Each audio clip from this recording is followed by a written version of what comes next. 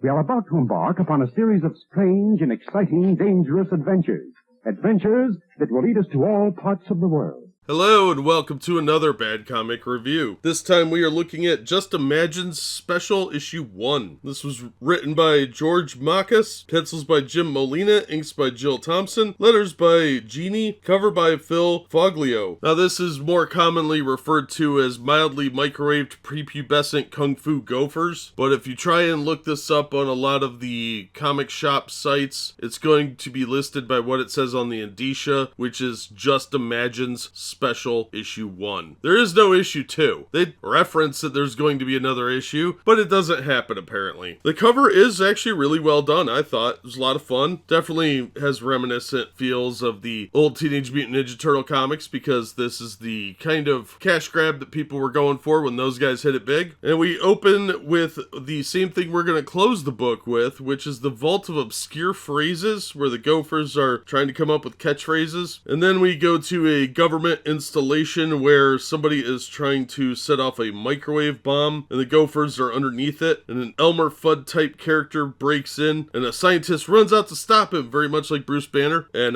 yeah, that guy gets shot. Strangely, the Elmer Fudd guy doesn't seem to die, and he's never referenced again. The Gophers get their powers and begin to try and get attention by dancing and putting up little signs, and there's a reindeer news anchor for some reason. Then the Gophers apparently meet David Carradine, or somebody very similar to him, who teaches them kung fu, and they make little outfits that mimic his. And then they fight some old lady bikers known as the Devil's Babushkas. They're mean and they're all over 80. And after a fairly well done fight scene, the Gophers get left behind as Kane goes off to make it big in Hollywood or something. And then they steal one of the motorcycles from the old ladies, who are never referenced again, and they go on a wacky little joyride before meeting up with some sketchy dude with a van who is going to put them in a comic book. Yep, that was it. That was pretty much the whole story. It was very not exciting. They missed every opportunity to make this an interesting book. The Gophers are never named. That's actually what they have in the back. You could name the Gophers. And I think they really missed an opportunity to do something beyond just a lazy parody, because it's not very funny. The jokes are all very, very dated, and I don't think it would have been terribly funny at the time. Instead, what they did was waste an opportunity to be competitive, which is unfortunately what a lot of these turtle clones did. They saw it as something silly and throwaway instead of taking it seriously and trying to make a good comic. And this had a price point of $1.50, which back in the 80s was a lot of money for a comic book. So I would have actually been pretty angry after reading this and seeing how lackadaisical they treated the property, when they could have done something that maybe was a little funny and a lot more action-packed, because there's really not many action scenes in here. And like I said, the jokes are flat, the dialogue is kind of boring and self-referential, which is never entertaining, and it really squandered the opportunity to do something fun with Pre-Pubescent Kung Fu Gophers. This could have run for a little while if they had taken it a bit more seriously and had them on an actual adventure instead of random little scenes that read like really bad Saturday Night Live sketches. But the art was actually pretty good. It's pretty solid indie art for the time. Not a lot of background detailing, which is always a herald mark of a lot of these indie books. They do the bare minimum on backgrounds because a lot of these artists are fairly new or amateurs and are never going to get beyond hobbyists. So I'll have a hard time recommending this for anything other than the dollar bin. It had potential because you could have really come up with something that could compete, not necessarily one-on-one with the Turtles, but something that could have been a knockoff GoBots version that would have hung around for a while and built its own following. Instead, they squandered the opportunity because this one actually came out really close to the era of Teenage Mutant Ninja Turtles. So they actually had the opportunity to be competitive with that other indie book that was blowing up and get sales just based off the confusion or the cross-marketing potential. Like, oh, you like the Turtles? Check this out instead. But again, they just kind of threw that away on some lame jokes and a half-hearted adventure that really really didn't go anywhere. So if you find it in a dollar bin at a decent comic shop or at a flea market or something, then grab it and you can read how lame the jokes are and what a wasted opportunity this was. They had a different origin than the Turtles. So unfortunately, they wasted all the potential and differences that they had from the Turtles to squander it away on lazy jokes. And that's going to do it for this episode. Thank you so much for listening and supporting the channel. If you enjoyed the episode, please hit the like button and don't forget to subscribe so you don't miss future reviews. If you'd like to help the channel out in other ways, links are in the description to various support methods. And as always, we hope to see you on the next one.